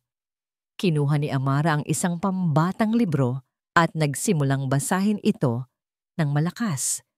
Agad na lumapit si Angelo at umupo sa kanyang kandungan. Sumunod naman si Lola Corazon na upo sa tabi nila, masayang nakikinig sa kwento. Ito na ang kanilang bagong ritual, isang simpleng sandali ng kapayapaan. POV, Marco. Habang pinapanood niya ang tatlong pinakamahahalagang tao sa kanyang buhay, nag-ring ang cellphone ni Marco. Ang pangalan ng kanyang sekretarya ang lumabas. "Sir, aalis na po tayo in 30 minutes para sa meeting with the board," sabi ni Carla sa kabilang linya. Tumingin si Marco kay Amara na kasalukuyang ginagaya ang boses ng isang duwende mula sa libro. Tumingin siya kay Angelo na nakatingala sa kanya nang may purong paghanga. Tumingin siya kay Lola Corazon na kumakaway sa kanya. "Carla, cancel the meeting," kalmado niyang sabi. "I-reschedule mo na lang. O mas mabuti pa, ipadala mo na lang sa email ang mga kailangan kong pirmahan." "Pero sir!" "Napaka-importante po ng meeting na ito." Ngumiti si Marco. "Mas importante ang meeting ko dito." Bago pa man makasagot ang kanyang sekretarya, ibinaba na niya ang tawag. Nilapitan niya ang kanyang pamilya at umupo sa sahig. Isinandal ang kanyang ulo sa balikat ni Amara at nakinig sa kwento. Ito ang tunay na tagumpay. Ito ang tunay na yaman. Hapon na nang may dumating na bisita. Si Katrina. May dala itong isang paper bag. Hindi na ito ang Katrina na matalim ang tingin at laging nakaamba. Ang kapatid niya ngayon ay mas malambot na, mas madalas nang ngumiti. Isang ngiting abot na sa kanyang mga mata. "Para sa inyo po, Lola Corazon," sabi nito. Inaabot ang paper bag. "Nakita ko po sa mall, naisip ko po kayo." Binuksan ito ng matanda. Isang set ng magagandang knitting needles at malalambot na sinulid. "Naku, salamat iha. Tamang-tama, gusto kong gawa ng sweater si Angelo." Masayang sabi ni Lola Corazon. Nagkwentuhan sila, nagtawanan, walang bahid ng nakaraan. Ang kapatawaran ay tuluyan ng naghilom sa kanilang mga sugat. POV, shared. Nang papalubog na ang araw, ang buong hardin ay naliligo sa ginintoang liwanag. Si Angelo ay masayang nagpapatakbo ng kanyang laruang eroplano sa damuhan. Nakatayo si Amara sa may terrace, pinapanood ang bata. Isang ngiti ang hindi maalis sa kanyang mga labi. Ang dating hardin ng takot ay isa na ngayong hardin ng pag-asa. Naramdaman niya ang isang pamilyar na init sa kanyang likuran. 2 braso ang yumakap sa kanyang baywang. Isinandal niya ang kanyang ulo sa dibdib ni Marco. Ang saya-saya niya, bulong ni Amara. Mas masaya ako, sagot ni Marco. Hinahalikan ng tuktok ng kanyang ulo. Natahimik sila ng ilang sandali, ninanamnam ang perpektong sandali. Ang tunog ng halakhak ni Angelo, ang huni ng mga ibon, ang tibok ng kanilang mga puso. Naalala mo ba noong una tayong nagkita? Tanong ni Marco. Akala ko, isa kang anghel na bumaba mula sa langit. Humarap si Amara sa kanya. Ang mga mata ay nagniningning. Pero nagkamali ako. Pagpapatuloy ni Marco, hinahaplos ang kanyang pisngi. Hindi ka lang basta isang anghel. Hinawakan niya ng mahigpit ang mga kamay nito. Salamat sa pagdating mo sa buhay namin. Sabi niya, ang boses ay puno ng emosyong hindi na niya kailangang itago. Ikaw ang naging tunay na anghel sa gitna ng sigwa at sa ilalim ng papalubog na araw, sa gitna ng isang hardin na naging saksi sa kanilang sakit at paghilom. Hinalikan niya si Amara. Isang halik na hindi na ninakaw sa dilim, kundi isang halik na malaya, puno ng pangako, at simula ng isang walang hanggang bagong umaga. At dito nagtatapos ang kwento ni na Amara, Marco, at ng kanilang pamilyang binuo ng pag-asa at pagmamahal. Mula sa kaibuturan ng aking puso, maraming salamat. Salamat sa inyong pagsubaybay at pagsama sa bawat kabanata ng kanilang paglalakbay. Habang isinusulat ko ang kwentong ito, sina Amara at Marco ay naging higit pa sa mga tauhan lamang. Sila ay naging mga kaibigan, mga pamilya na kasama kong tumawa, umiyak at kinilig. Ang bawat sakit na kanilang naramdaman at ang bawat tagumpay na kanilang nakamit ay naging bahagi na rin ng aking puso. Sana, sa kwento nila, ay napulot natin ang isang mahalagang aral na ang tunay na pag-ibig ay hindi laging madali. Ito ay tungkol sa pagpapatawad, sa pag-unawa sa kabila ng sakit, at sa pananampalatayang laging mayroong pag-asa at pangalawang pagkakataon. Ito ay isang paalala na ang pinakamahalagang yaman sa mundo ay hindi pera, kundi ang pagmamahal na kayang maghilom ng anumang sugat. Ngayon, nais ko namang marinig ang inyong saloobin. Ano ang inyong naramdaman? Aling bahagi ng kwento ang pinakatumatak sa inyong puso? Huwag kayong mag-atubiling ibahagi ito sa comment section. Hihintayin ko ang inyong mga komento hanggang sa susunod nating kwentuhan. Muli, maraming salamat. Nagmamahal, kwento at kilig.